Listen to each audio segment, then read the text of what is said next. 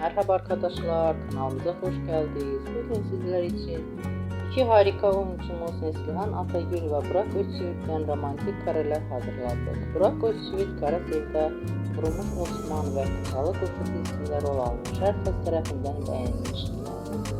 Biz de sizler için onların güzel paylaşımlarını hazırladık. Bu videoların devamlı gelmesini istiyorsanız kanalımıza abone olup yorum yazmayı unutmayın.